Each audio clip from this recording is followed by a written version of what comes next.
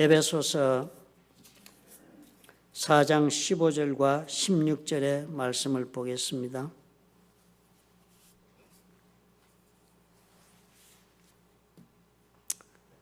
두 절밖에 되지 않으니까 우리 함께 합독하도록 하십시다. 에베소서 4장 15절과 16절입니다. 오직 사랑 안에서 참된 것을 하여 범사에 그에게까지 자랄지라. 그는 머리니 곧 그리스도라. 그에게서 온몸이 각 마디를 통하여 도움을 받음으로 연결되고 결합되어 각 지체의 분량대로 역사하여 그 몸을 자라게 하며 사랑 안에서 스스로 세우느니라. 아멘. 하나님께서는 가정을 세우셨고요, 예수님께서는 교회를 세우셨습니다. 아담과 하와 이후로 하나님이 하나 되게 만들어준 그 믿음의 공동체를 이뤘던 그 부부가 사단의 그 계략 때문에 깨어지고 나서 우리 모든 사람들도 그 후손의 삶을 살아 아무런 해답이 없는 그런 삶을 살아왔지만 이제 주님께서는 그런 우리 모두를 위하여 교회를 그 해답으로 주신 것입니다. 그러므로 우리가 교회 생활을 통해서 혹은 교회 안에서 우리의 삶의 모든 문제에 대한 답을 궁극적으로 얻을 수가 있어야 합니다. 세상에 대한 해결책으로 주님께서 우리에게 주신 것이, 즉 하나님의 뜻으로 주신 것이 교회이기 때문입니다. 성경에는 그런 교회에 대한 기록이 잘 나타나 있습니다. 사도행전에 기록된 교회의 모습들이 바로 그런 교회를 우리들에게 알려주고 있는 기록들입니다. 그런 교회를 이루고 그 교회 가운데 성도들은 어떻게 살아갔는지를 사도행전 4장 32절이 이렇게 간단하게 적고 있습니다. 믿는 무리가 한 마음과 한 뜻이 되어 모든 물건을 서로 통용하고 자기 재물을 조금이라도 자기 것이라 하는 이가 하나도 없더라. 물질을 다 서로가 자기 것이라고 소유권을 주장하지 않고 내어놓고 남의 필요를 채워주며 서로가 그렇게 공유하는 삶을 살았다는 사실은 대단히 놀라운 표현입니다. 사람이 자신의 물질을 내어놓고 남의 필요를 채워준다는 것은 자신의 모든 것을 준 것과 동일한 것입니다. 자신들의 삶을 모두 다 내어놓고 서로 그렇게 서로를 위하여 섬기는 삶을 사는 사람들이 그 사람들이 사는 모습이었다. 그렇게 성경이 우리에게 알려주고 있는 것입니다. 마치도 한 가족인 것처럼 그렇게 살았습니다. 그런 교회가 그렇게 이루어졌더니 그런 한 가족이 되는 그런 교회가 되어 삶을 다 서로가 서로를 위해 섬기는 그런 공동체를 이루었더니 교회가 그렇게 되었더니 사도행전 4장 33절에 그런 교회를 바탕으로 해서 놀라운 일이 가능했다는 것입니다. 사도들이 큰 권능으로 주 예수의 부활을 증거하니 무리가 큰 은혜를 받았다고 그랬습니다. 사도들이 예수의 부활을 증거했는데요, 예수의 부활을 증거하는 것이 그냥 말에 있지 아니하고 큰 권능으로 그 부활이 증거되는 것입니다. 예수님이 부활하시다는 그 이야기를, 그 사건을, 그 메시지를 전하니까 그것이 큰 능력 가운데 사람들이 심령을 두들기고 그들의 영혼을 깨뜨리고 그래서 모든 사람들이 회심하고 그러니 내가 이제 어찌하면 좋을 거라고 자기의 가슴을 치는 그런 역사가 벌어지고 하루에도 3,000명씩 회개하고 침례를 받는 그런 역사가 벌어진 것입니다. 그것이 어디에서의 근거를 했다고요? 가족처럼 온 삶을 나누는 그런 교회를 이루었더니 그 교회가 그런 사역을 감당할 수 있는 밑받침이 되어서 그 교회가 그렇게 해서 놀라운 능력 가운데 세상에 큰 영향력을 발휘하는 그런 모습을 우리가 사도행전에서 읽는 것입니다. 과연 이 당시 교회들은 예수님께서 애초에 말씀하셨던 그 교회의 모습을 보여준 것입니다. 지옥의 문을 깨뜨리고 그 지옥문이 교회의 능력을 감당치 못하는 교회를 세우겠다고 말씀하신 그런 교회의 모습이 사도행전에 그대로 기록되어 있는 것입니다. 오늘날 우리가 경험하고 있는 교회는 어떻습니까? 저와 여러분이 다니고 있는 우리 교회, 그리고 또 어떤 분들은 그전에 다니던 교회, 아니면 친구들이 다니고 있는 그런 교회, 그런 교회들을 우리가 가만히 머릿속으로 생각해 보면 예수께서 말씀하시던 그 교회와는 어떤 면에서든지 서로가 사뭇 많이 달라도 달라 보이지 않습니까? 그래서 지난주에 우리는 말씀을 살펴본 것입니다. 무엇을 우리가 지금 잊고 있어서 우리 교회는 사도행전의 교회와 같지 못한가 살펴보았습니다. 말씀을 우리가 쭉 살펴보니까 다른 데 원인이 있는 것이 아니라 우리가 이 가족 같은 공동체를 만드는 일에서 실패하고 있기 때문이다.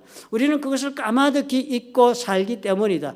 그렇게 되는 것이 가족처럼 공동체를 이루는 것이 사도행전 교회의 정체성이었는데, 아이덴티티였는데, 우리는 지금 그런 교회의 아이덴티티, 정체성을 상실한 것이 발견되지 않는가 한 것이 우리의 말씀을 통해 본 것이었습니다.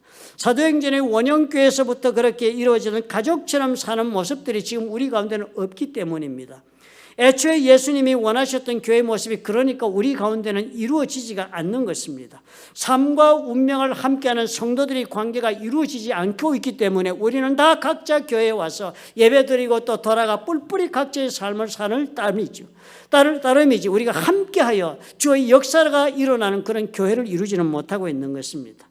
예수께서 원하시는 그런 교회가 되기를 우리가 원한다면, 그런 교회 한 번이라도 신앙생활을 해보기를 진정으로 우리 마음속에 원하는 것이 있다면, 우리는 무엇보다도 이 깨어져 나간 하나됨을 회복하겠다는 그런 노력을 시작해야 하는 것입니다. 그 교회는 마치도 우리가 다 형제처럼 자매처럼 그런 모이는 모습을 회복하는 것입니다.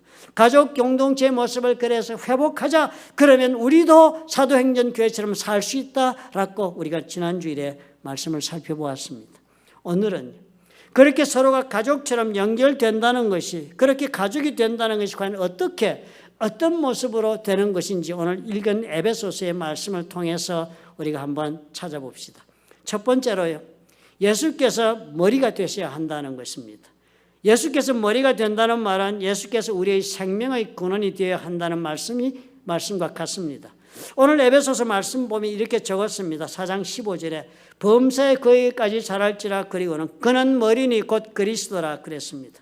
예수께서 머리가 된다. 그분이 바로 그리스도께서 머리가 된다 그랬습니다. 예수께서 머리가 되고 우리는 그 머리에 몸으로 연결된 그런 교회를 이루는 지체들이라고 그렇게 지금 에베소가 설명하고 있는 것입니다. 머리가 되신다는 뜻을 우리가 잘 이해해야 할 필요가 있겠습니다. 보통 우리말에 머리라고 그러면 여러분 무엇이 떠오릅니까? 우두머리, 조폭의 두목, 아니면 최고 지도자, 권세자, 가장 높은 사람, 이런 사람이 머리라고 우리는 그렇게 부릅니다.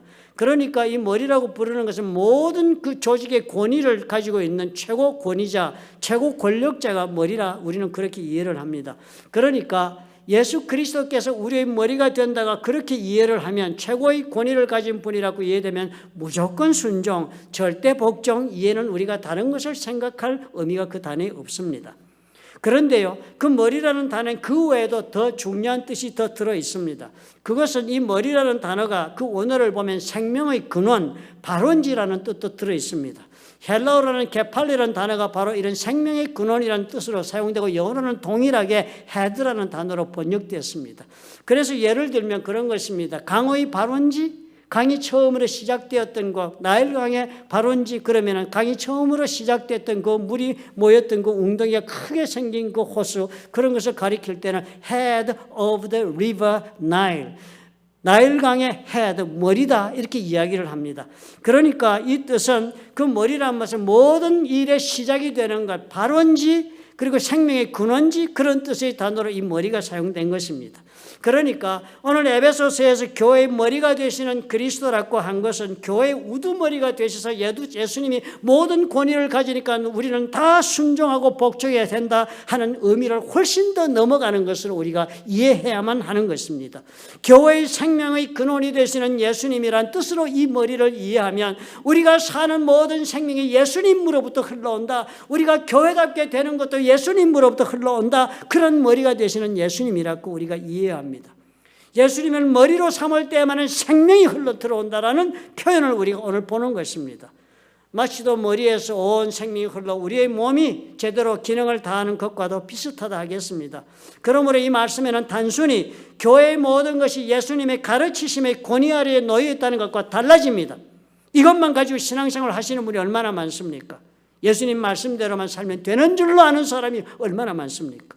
교회는 그 생명을 예수님으로부터 이어받아 교회다운 교회가 된다는 것을 분명하게 오늘 이 에베소서가 지적해 주고 있습니다. 예수님 말씀에 순종이나 하는 것이 머리가 된 예수님의 역할 전부가 아닙니다. 생명을 공급받아 사는 것입니다. 그러므로 이것은 예수님 말씀 배우고 준수하고 해서 선생과 제자의 관계가 아닙니다. 이 관계는 삶이 연결된 관계예요. 나의 삶을 공유하는 그런 관계, 삶을 서로 완벽하게 나누는 관계에 있는 것을 뜻하는 단어입니다. 예수님이 우리가 그런 관계를 이룬다는 겁니다. 우리가 예수님과 함께 공동 운명체가 된다는 거예요. 우리가 예수님과 함께 공동 생명체가 되어서 산다는 것을 뜻하고 있는 것입니다. 교회가 가족 공동체를 이룬다는 게 바로 그 가족이 예수님과 이런 삶을 공유하는 관계를 맺는 것을 뜻합니다. 우리 신앙생활이요, 여기서부터 다르게 시작돼야 합니다. 한두 가지 말씀 배우고 실천하고 기도 열심히 하고 교회 행사 참여해서 헌신하고 그래서 믿음 생활을 한다 하는 것으로는 예수께서 말씀하신 교회를 이루는 성도가 되지 못하는 이유가 바로 여기에 있습니다. 삶이 있어야 합니다. 함께 나누는 삶이 있어야 합니다. 나는 주님께 내 삶을 드리고 그 예수님은 나의 주로 삼고 내 속에 들어와 계시고 이렇게 인생을 공유하고 삶을 공유하는 삶을 나누는 관계가 형성되어야 합니다. 배우고 예배하고 적당히 교제하고 해서 이루어지는 교회에서는 예수님 머리가 되어 능력이 나타나는 사도행전의 교회의 맛을 볼 수가 없습니다. 예수님과 함께 공유하는 삶을 내가 살아내야 합니다. 그러므로 그렇게 살려 나는 예수님께 내 삶을 드리고 그 예수께서 내 삶을 소유해서 나의 삶의 주가 되는 이 관계가 형성되어야 합니다. 예수를 믿었지만 예수님이 나의 주가 되지 않은 성도들이 얼마나 많습니까? 내 삶은 내 뜻대로 살고 우리 예수님은 나를 위해 존재하는 것이 오늘날의 그리스도인의 삶의 모습이라 해도 과언이 아닌 것입니다. 감정이 공유되고 운명을 같이 하고 그렇게 나누는 삶이 있어야 합니다. 그 외에 대해서 에베소서 4장 16절은요. 예수님과의 관계뿐만 아니라 성도들과의 관계에 관해서 이렇게 생명을 얻기 위한 말씀을 이렇게 합니다. 4장 16절을 이렇게 적었습니다. 그에게서 온몸이 각 마디를 통하여 도움을 받음으로 연결되고 결합되고 그랬어요. 각 마디란 말은 이 마디를 말합니다. 이 관절 이런 마디 힘줄로 서로 연결되고 그래서 이렇게 연결됐지만 이것이 사실은 결합이 되어 있다. 떨어지지 않도록 딱 결합되어 연결되어서 서로 도와주면서 결합되어 있다는 거예요. 그렇게 온몸이 이렇게 연결되고 결합되어 있다는 교회 성도들의 관계가 이렇다는 것입니다. 에베소서가 말씀하기를 예수 그리스도께서 우리의 생명의 근원에 대해 삶을 나누고 나의 주가 될 뿐만 아니라 성도는 성도들끼리 연결된 생명체들이라고 하는 것입니다.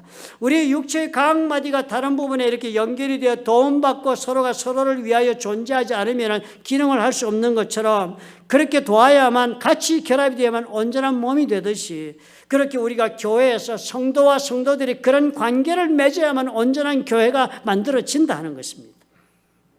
가족 공동체요. 우리가 다 가족처럼 서로가 서로를 사랑하며 사는 교회는 이렇게 시작이 되어야 한다는 것입니다.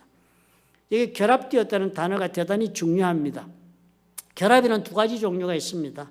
지금 이 책상을 만든 것처럼 다리에다 상판을 이렇게 얹은 것도 결합되어서 만들어졌습니다. 이건 무기물이 결합돼서 여기는 생명이 없습니다. 그냥 결합된 거예요. 그런데 여기서 결합됐다고 서로 도움을 받아 연결을 결합됐다면 유기체가 결합됐다는 뜻입니다. 생명이 있는 결합을 뜻합니다. 여러분 우리가 교회 다니면서요. 우리가 교회 와서 기도하고 예배드리고 성도들과 교제하지만 생명이 없는 결합입니다. 서로가 삶을 나누는 게 없습니다. 그저 각자는 자기의 삶을 다 숨기고 자기 삶을 자기 삶대로 안고 살고 그저 서로 친절한 관계, 서로가 예의 바른 관계, 서로가 그냥 인사하는 그런 관계라면 그건 무기질의 결합입니다. 생명이 없으니까요. 성경 에베소에 말하는 결합은 생명이 있는 결합을 뜻하는 것입니다. 매주일 얼굴을 대하는 성도님들 그들을 대할 때 예수께서 품고 계신 마음을 나도 품고 그 성도와의 관계를 맺고 시작할 때에 생명력 있는 관계가 시작될 것입니다. 예수께서 그런 관계 속에서 그 관계 속에 주님께서 성령으로 직접 흘러 들어가시고 역사하시면서 그 가운데 운행하시기 때문입니다. 예수님의 마음을 품고 성도들과 대화하고 교제하고 내 삶을 열어서 나의 삶을 나누어 주고 그렇게 사는 관계를 이룬다는 것이 이래서 엄청나게 중요합니다. 주님께서 원하시는 일이에요. 주님께서 그 일이 있을 때 너희들은 가족 같은 공동체가 이루어지고 그 교회를 바탕으로 복음이 세상을 변화시킨다라고 말씀하시기 때문입니다. 가족이라면 서로 숨기는 것이 없는 사이가 됩니다. 서로의 연약한 점도 공격하지 않을 것입니다. 부끄러운 점은 서로가 가려주고 덮어주고 그리고 위로해 줄 것입니다. 아픈 상처가 있다면 그 치료를 위해서 같이 노력할 것입니다. 삶을 나눈다는 것이 바로 이런 것을 뜻하는 것이 아닌가요? 믿음의 형제라고 우리가 말하고 싶다면 더욱더 서로가 서로를 대한 마치도 내 몸인 것처럼, 마치도 그 사람의 문제가 내 문제인 것처럼, 마치도 그 아픔이 내 아픔인 것처럼, 그리고 그 기쁨도 또한 나의 기쁨인 것처럼 그렇게 내 마음을 나누어주고 열어주고 함께 살아주는 사람이 되어야 할 것입니다. 이제는 그저 주일에 얼굴을 보는 사람이구나, 우리 교회 다니는 분이구나, 이렇게 보지 말고 내가 사랑해주고 내 마음을 나누어야 할 분이 이분인데 라는 마음을 품고 한번 다시 바라보시기 바랍니다. 성경에 나오는 교회 모습으로 우리가 변화되는 일이 바로 여기에서부터 출발됩니다. 이것부터 우리가 실천하면 달라질 것입니다. 두 번째로 성숙하게 자라가야 합니다. 영적으로 우리가 자라지 못하면 핸디캡인 것과 똑같습니다. 예수 믿을 때 그때 신앙이나 지금 예수 믿고 있는 내 모습이나 하나등에 자란 것이 없고 변화되고 발전한 것이 없다면 그 사람 핸디캡입니다. 핸디캡 걸리면 어때요? 육체가 핸디캡이면 자라지 않잖아요. 생긴 모습 그대로, 손이 핸디캡이면 조막손 그대로 평생 살다 죽습니다. 마찬가지로 영적으로 우리는 핸디캡에 걸려 있으면서도 자신의 영적으로 핸디캡인 것을 깨닫지 못할 때가 많습니다. 성숙하게 자라요. 그냥 자라서도 안 됩니다. 많은 경우 우리는 많이 배우면 성숙해지는 것으로 착각하지요. 많이 배우고 성경 많이 알고 그래 지식이 늘어가면 나는 성숙했다라고 착각합니다. 성경을 공부한 것이 많고 또 기도도 많이 했고 응답도 받아봤고 그렇게 살면은 그게 성숙한 그리스도인의 모습이 아닌가라고 착각을 하면서 합니다. 오늘 에베소서 4장 15절에서 이렇게 말을 합니다. 범사에 그에게까지 자랄지니, 범사라 그런 말은 in every respect, 모든 면에서 이런 뜻입니다. 모든 면에서 그에게까지 자랄지니, 이 말은 모든 면에서 예수님의 지체로서 성숙하게 자라갈지니라 그 말을 하고 있는 것입니다. 우리가 다 지체를 이룹니다. 여러분이 다 지금 불렀던 좋은 게 지체들입니다. 분명히. 그런데요, 여러분들이 핸디캡으로 있으니까 몸이 정상적으로 자라지 못하고 있는 것과 똑같은 그런 문제가 생기는 것처럼, 그러니까 자라가야 한다. 핸디캡으로 영적 핸디캡이 있으면 교회는 그만큼 한 구석이 핸디캡이 되고 마는 것처럼 자라가야 한다. 성숙하게 자라가야 한다 그랬습니다. 그 성숙하게 자라가는 모습을 16절은 이렇게 적습니다. 그에게서 온몸이 각 마디를 통하여 도움을 받음으로 연결되고 결합되었어. 그렇게 유기체로 서로 생명을 나누는 길로 연결되어서 각 지체의 분량대로 역사의 그 몸을 자라게 하며 사랑 안에 세운다. 사랑 안에서 서로가 하나가 서자. 같이 우리가 일어서자. 같이 살자. 같이 생명을 누리자. 같이 신앙 가운데 예수를 믿고 걸어가자. 같이 천국을 향하여 가자. 이렇게 함께 그렇게 서서 우리가 이루어진다 합니다. 그런 관계를 맺으면 자라기 시작한다. 그러면 그 다음에 각 지체의 분량대로 역사해야 한다는 거예요.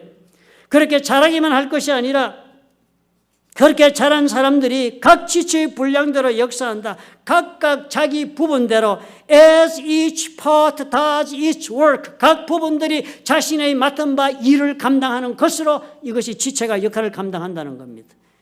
몸이 머리에 연결이 잘 되었고 또 서로 다른 부분과 잘 결합이 되었을 때 자랍니다. 같이 일어섭니다. 그래서 그렇게 자라거든 그 다음 어떻게 해요? 각자 자기 기능을 역할을 감당해야 하는 거예요.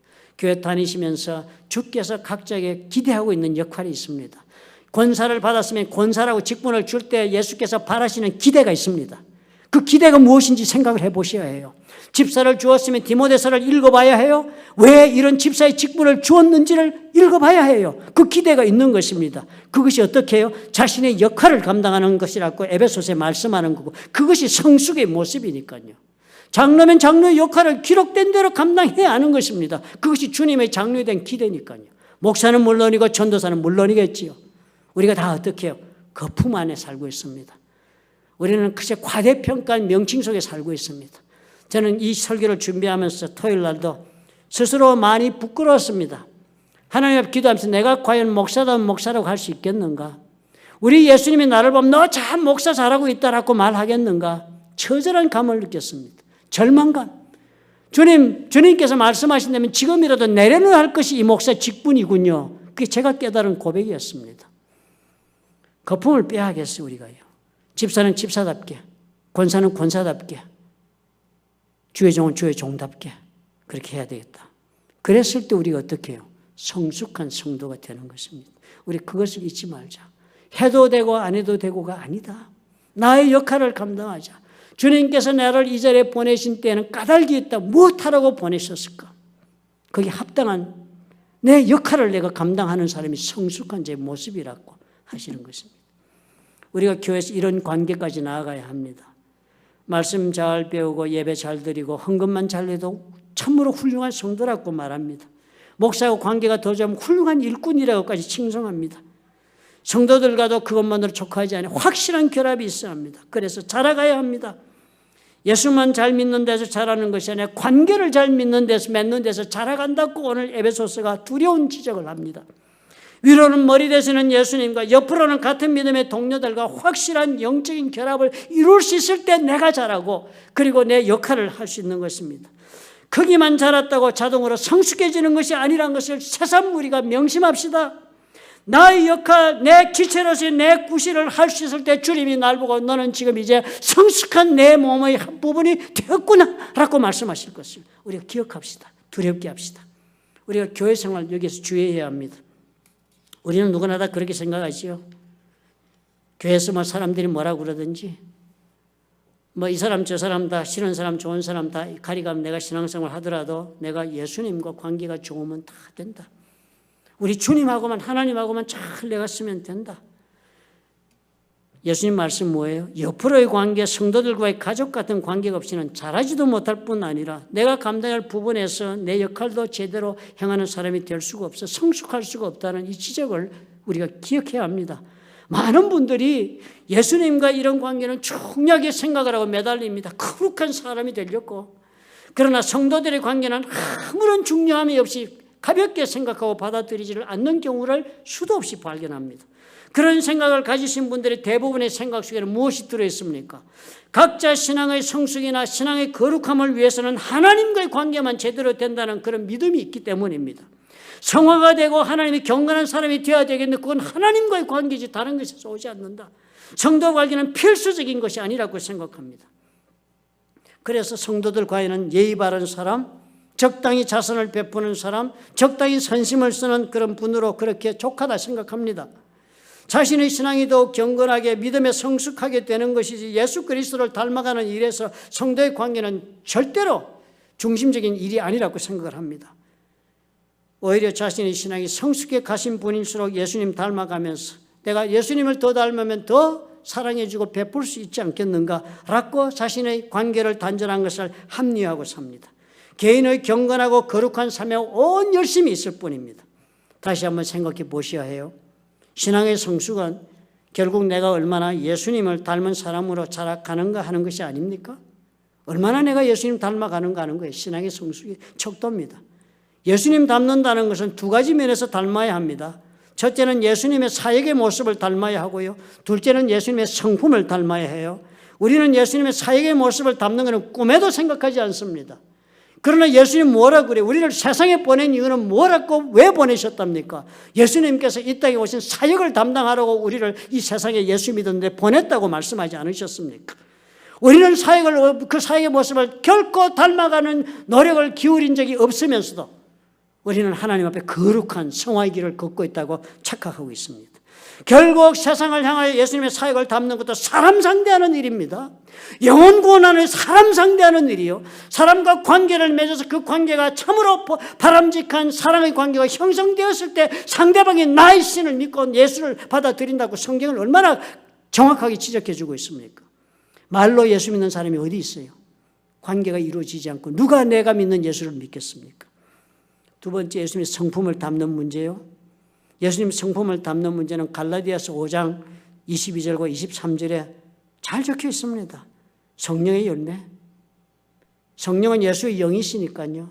예수의 영이 맺는 그런 인품의 열매라면 그게 예수님의 성품입니다. 그러므로 성령의 열매는 예수님의 성품입니다. 오직 예수님의 성품의 열매는 사랑과 희락과 화평과 오래 참음과 자비와 양성과 충성과 온유와 절제니 이 같은 것을 금지할 법이 없다. 어떤 것으로 이것을 막을 것이 없다 그랬습니다. 그리스도 예수의 사람들은 육체와 함께 그 정욕과 탐심을 십자가에 못 박았다. 우리가 예수 믿었다는 건요, 내 육체의 정욕과 탐심을 십자가에 못 박고 성령의 열매를 내 속에 맺고자 믿음의 길을 걸어간다고 갈라디아서 얘기하는 겁니다. 이게 성화의 길이에요. 이거 예수님 닮아가지면 이거 닮으셔야 하고 이거 열매를 맺어야 합니다. 그런데 열매를 가만히 한번 들여다봅시다. 그 첫 번째 열매가 사랑이라고 합니다. 사랑은 혼자서 못합니다. 사랑은 혼자서 못해요. 짝사랑은 사랑이 아닙니다. 사랑은 반드시 표현되어야 합니다. 야고보서 읽어보십시오. 사랑이 있다 하면서도 그저 배고픈 사람 배불리라, 추운 사람 옷 입어라 이런다고 되는 거 아니다. 사랑이 없는 거라고 그랬습니다. 사랑은요, 관계 용어입니다. 사랑은 내 속에 있다고 해서 사랑이 아니고 너희 속에 있다고 해서 사랑이 아니라 너와 나의 관계가 맺어졌을 때 그 관계 위에 사랑이 드러나는 것입니다. 사랑이 혼자 하는 게 아니잖아요. 희락은 어떻습니까? 기쁨이요. 이 기쁨이란 것도 혼자 있으면 기쁨이 자기의 기쁨이 아닙니다. 기쁨은 나눌 때, 그래서 영어의 기쁨은 joy지만 동사로 얘기할 때는 기뻐한다는 말은 rejoice. 기뻐한다는 것은 함께 기쁨을 나눌 때 벌어지는 일이 기쁨입니다. 화평은 어때요? 무인도에 혼자 있는 사람이 무슨 화평이 있고 전쟁이 있겠습니까? 혼자 사는데. 이 화평이란 것도 성령의 열매의 화평은 나와 남 사이에서 화평을 이루어내는 열매가 성품으로 맺어지는 걸 뜻합니다. 오래 참는 것도 지 혼자 오래 참는 일이 무슨 필요가 있겠습니까? 혼자 살면. 남과 살자니까 오래 참음의 성품이 있어야 사는 것이지요. 자비는 남에게 자비를 베풀어야 자비가 베푸는, 혼자서 무슨 자비가 있습니까? 선함을 베푸는 것도 양선도 남에게 베푸는 것이 양선이며, 충성도 남에게 드리는 것이 충성이고, 온유도 남에게 대하여 온유한 것입니다. 절제도 남의 관계를 위해 절제하는, 모든 것이 다 성령의 열매가 관계용어입니다. 관계용어입니다. 그래 어때요? 그렇게 이해를 하고 보니까 성령의 열매는 혼자서 수도승처럼 노력해서 이루는 것이 아니네요. 혼자서 하나님과 경건한 노력만 한다고 맺어지는 게 아니네요. 사람과 생명의 관계를 맺고 지지볶고 부딪히면서 살아야만 그 속에서 내 속에 사랑도 생기고 희락도 생기고 화평도 생기고 기쁨도 온유함도 생기는 것입니다. 다른 성도와의 관계가 없이는 예수님의 성품이 내 속에 배양되지 않습니다. 성화의 길에는, 개인의 영적 훈련으로 내가 거룩해지는 이 길에는 그 이상의 내용이 있습니다. 혼자 거룩해지는 것이 아니라 하나님의 놀라운 비밀이 그 속에 들어있습니다. 내 자신만을 위하여 사는 삶의 방법, 신앙의 방법을 이제는 버리셔야 해요. 고집하지 마셔야 합니다. 그보다는 성령의 원리를 받아들여야 합니다. 우리의 삶에 조화로운 관계가 이루어지고 공동체를 이루고 그 일원이 되도록 성령께서 우리를 이끌어가 주실 것입니다. 혼자서는 거룩해질 수 없다는 것을 명심합시다. 성화, 거룩해지는 것, 하나님의 경건한 사람이 되는 것은 공동체의 뒷받침이 있어야 되는 거예요. 공동체가 규제하는 것이 있고 공동체 때문에 내가 절제하고 삼가는 것 때문에 내가 거룩한 사람으로 발전해 가는 것을 우리가 이해해야 합니다. 성화를 자기 혼자 이루는 자기 몰입적이고 내 개인적인 향상을 위한 사적인 훈련으로 잘못 이해하면 교회에다 파괴적인 영향을 미치는 사람으로 발전할 수 있습니다. 이 점을 우리가 중요하게 생각해야 합니다. 나의 성화, 나의 거룩해지면 결국에는 어떻게 해요? 내가 어떤 관계를 성도들과 맺고 있는가에서 그 모습이 드러납니다. 나의 거룩함이 드러나요. 오늘 우리 모두에게 이런 도전이 넘치시기를 바랍니다. 우리 기억하십시다. 사도행전의 교회는 다른 데서 오지 않고 그 가족 공동체는 달리 이루어지지 않는다. 첫째는 어떻게 해요? 예수님과 내가 삶을 나누는 관계를 맺어야 한다. 예수님이 나의 주가 되어 나의 삶을 주관하신 나의 삶의 주인이 되는 그런 생명의 관계를 맺어야 한다. 그리고 또 우리가 어떻게 해요? 성숙해져야 한다. 우리가 자라야 한다. 성도들과의 관계를 맺어 그 관계에서 우리가 영적으로 자라고 그래서 내 구실을 감당해야 된다. 거룩함은 성품의 성령의 열매는 나 홀로 이루어지는 것이 아니라 성도들과의 관계 속에서 얻어진다. 이 관계 속에서 어려움도 겪고 시험도 들고 하면서 어떻게 내가 거룩해지는 사람이 되는 것이라는 것을 우리가 기억합시다. 이 세 가지 오늘 기억하고 이번 한 주간 동안 말씀 묵상하시고 가족 공동체를 이루는 일에 나는 과연 그러면 어떤 모습으로 신앙의 길을 갈까 고뇌하시는 저와 여러분이 되었으면 참으로 유익함이 있겠습니다. 기도하겠습니다. 좋으신 아버지 하나님 감사합니다. 우리가 무엇이간데 우리는 늘 부족하고 실족하고 또 실수를 저지르고 그리고 또 고집을 피우면서 자신의 잘못조차도 시인하지 않는 그런 삶을 살 때가 너무나도 많습니다. 그러나 오늘 말씀 앞에 우리가 다 겸손해지기를 원합니다. 우리가 다 정직해지기를 원합니다. 힘들고 먼 아버지의 길이 될지 몰라도 우리가 마음을 열고 이 말씀대로 한번 첫걸음을 내디딜 수 있도록 아버지 우리 모두에게 용기를 넣어 주옵소서. 우리 모두에게 주님의 담대함을 부어 주시옵소서. 예수님 이름으로 기도합나이다. 아멘.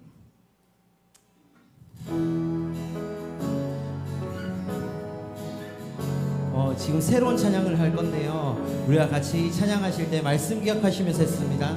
제가 먼저 선창을 할 테니까요. 여러분들이 제가 선창을 하고 난 다음에 따라하시면 되겠습니다. 우리 주 이름으로, 우리 주 이름으로 모였음, 우리 주 이름으로 모였으니 이미 우리 가운데 주 계시네. 우리 가운데 주 계시네. 아름다우신 주 앞에 기뻐해. 아름다우신 주 앞에 기뻐해. 우리 모두 한 아버지 부르네. 우리 모두 한 아버지 부르네. 우리 모두 하늘 아버지 자녀들, 아버지 품 안에서 모두 한 가족, 아버지의 얼굴이 비추실 때 우리 안에 천국의 기쁨 넘치네. 우리 한 번 더 하겠습니다. 제가 먼저 선창하겠습니다. 하나 되어서, 하나 되어서 형제들 함께하리. 되어서 형제들 함께하리. 어찌 그리 선하고 아름다운가. 어찌 그리 선하고 아름다운가. 보배로운 성령의 기름 흘러넘치고, 보배로운 성령의 기름 흘러넘치고. 영생의 축복 우리에게 주시네. 영생의 축복 우리에게 주시네. 우리 모두 하늘 아버지 자녀들, 아버지 품 안에서 모두 한 가족, 아버지의 얼굴이 비추실 때 우리 안에 천국의 기쁨 넘치네. 우리 한 번 더, 우리 모두 하늘 아버지 자녀들, 아버지 품 안에서 모두 한 가족, 아버지의 얼굴이 비추실 때 우리 안에 천국의 기쁨 넘치네. 우리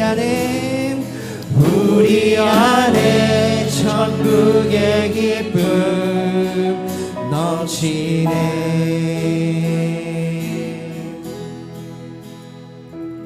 사랑의 하나님 아버지, 참으로 우리의 마음을 새롭게 해 주셔서 우리가 형제를 사랑하듯 아버지 성도들을 사랑하고 삶을 나누는 관계를 시작할 수 있도록 하나님 용기를 주옵소서. 참으로 우리 각자의 자신을 돌아보면 부족하기 짝이 없고 연약하기 짝이 없음을 고백합니다. 하나님 앞에 참으로 주님 아버지 앞에 우리 사명조차 제대로 감당하지 못했던 것도 고백합니다. 그러나 아버지의 말씀을 따라 오늘 우리가 묵상해 보건대 주님께서 원하시는 가족의 관계를 이루는 믿음의 공동체를 우리가 이룰 수만 있다면 그것을 근거로 해서 이 모든 것이 생명으로 다시금 거듭 태어날 줄을 주여 우리가 오늘 발견했사오니 아버지 우리의 믿음 없음을 도와주시옵소서. 우리의 연약한 삶, 우리의 부족한 삶을 주님께서 도우시고 역사하셔서 하나님의 말씀을 따라 새로운 주님의 믿음의 공동체, 가족의 공동체를 우리가 교회 가운데 이루어서 주의 복음이 왕성하게 전파되는 역사를 우리 눈으로 목도할 수 있도록 주님 축복하여 주옵소서. 오늘 아버지 앞에 이 믿음으로 결단하고 일어선 하나님의 사랑하는 자녀들과 그들의 생업과 가정 위에 보혈로 값지고 세우신 플러튼 좋은 교회와 파송하신 선교사들 위에 우리 주 예수 그리스도의 무한하신 은혜와 아버지 하나님의 극진하신 사랑과 보혜사 성령님의 교통하심이 지금부터 영원토록 함께 하실지어다. 아멘.